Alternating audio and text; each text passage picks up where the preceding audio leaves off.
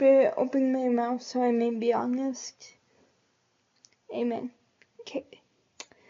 So, today, guys, I have a confession to make.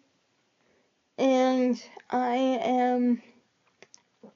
I just can tell you because, I like the good feedback. And, of course, what I may have to say may not flow with everybody. May be hurtful, but, not hurtful, but I guess I'm scared I'm gonna let you down, but here goes.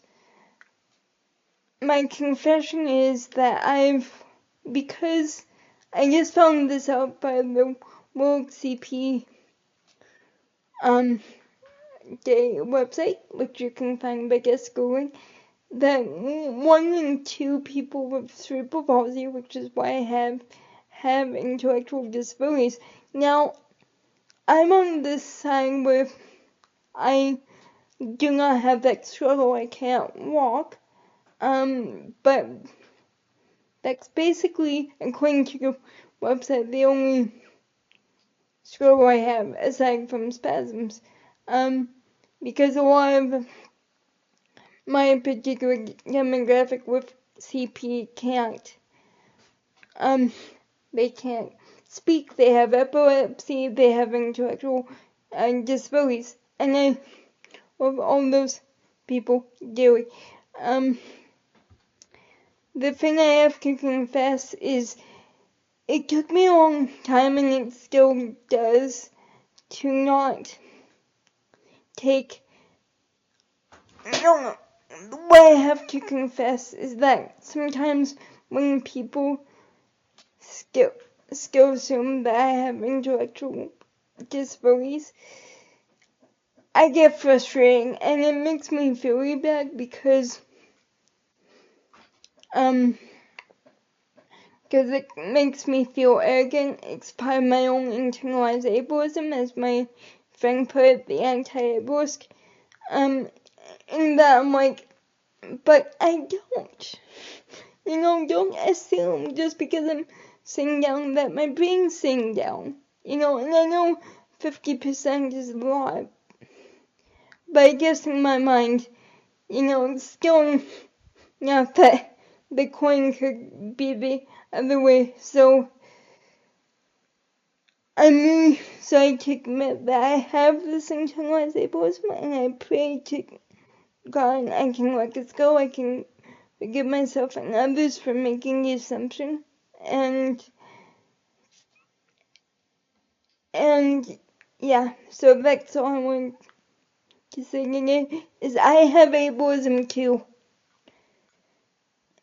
And I think the biggest thing we can do first for advocacy is not the structural advocacy, not